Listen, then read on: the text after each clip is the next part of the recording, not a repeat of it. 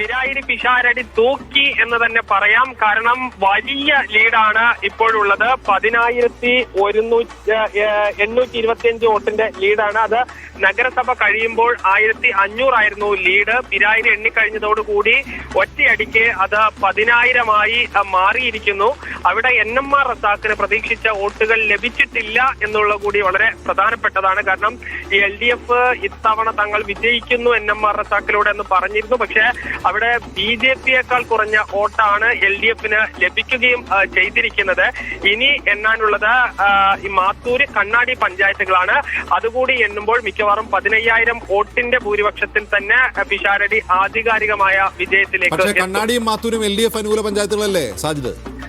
അവിടെ ചെറിയ വ്യത്യാസമാണ്. മാത്തൂര് കഴിഞ്ഞ തവണ 30 വോട്ടിന്റെ വ്യത്യാസമാണ് LDF-ഉം UDF-ഉം തമ്മിലുള്ളത്. അവിടെ BJP-ക്ക് വളരെ കുറഞ്ഞ വോട്ട് മാത്രമേ, ഈ UDF-ന്റെയും LDF-ന്റെയും പകുതി വോട്ട് മാത്രമാണ് ഉള്ളത്. കണ്ണാടി 113 വോട്ടിന്റെ വ്യത്യാസമാണ് LDF-ഉം UDF-ഉം തമ്മിൽ ഉള്ളത്. അങ്ങനെ നേരിയ വ്യത്യാസം മാത്രമാണ് ഉള്ളത്.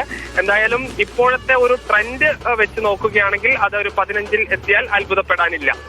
സാജിദ്, ഈ കൗണ്ടിംഗ് നടക്കുമ്പോൾ സാജിദിനെ പ്രത്യേകമായി സ്മരിക്കേണ്ടതുണ്ട്. കാരണം സാജിദാണ് തോൽപ്പിച്ചത് എന്ന് ചിലപ്പോൾ ശോഭാ സുരേന്ദ്രൻ പറഞ്ഞേക്കും. സാജിദിനെതിരെ എന്തോ കേസ് കൊടുക്കുന്നതൊക്കെ പറഞ്ഞതാണ്. ഓൾറെഡി പറഞ്ഞു കഴിഞ്ഞല്ലോ. മീഡിയ വണിന്റെ ഗൂഢാലോചന, മീഡിയ വൺ റിപ്പോർട്ടറുടെ എന്നൊക്കെ പറഞ്ഞില്ലേ? ഇത്രയും ജനങ്ങളെ സ്വാധീനിക്കാൻ കഴിയുന്നുണ്ടെങ്കിൽ ഞാൻ തന്നെ ഇലക്ഷന് മത്സരിക്കുമായിരുന്നു.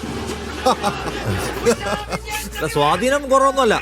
അത് തന്നെയല്ല, പാലക്കാടിന്റെ കാര്യത്തിൽ സാജിദ് പറഞ്ഞു കഴിഞ്ഞാൽ പിന്നെ ഇനിയിപ്പോ തോക്കാൻ പോകുന്നില്ല എന്ന് നേരത്തെ പറഞ്ഞല്ലോ. പിന്നെ നമ്മൾ സാജിദിനെ വിളിക്കാനേ പോയിട്ടില്ല, ഉറപ്പിച്ചെന്ന മട്ടിലാണ്. ശരി, എന്തായാലും പാലക്കാട് ഇനി ശോഭാ സുരേന്ദ്രൻ മടക്കമില്ല എന്നാണ്. തൃത്താല MP രാജേഷ് തന്നെ ഔദ്യോഗികമായി തോൽവി സമ്മതിച്ചിരിക്കുകയാണ്. മന്ത്രിമാർ ആദ്യമല്ല തോൽക്കുന്നത് എന്നാണ് പറയുന്നത്.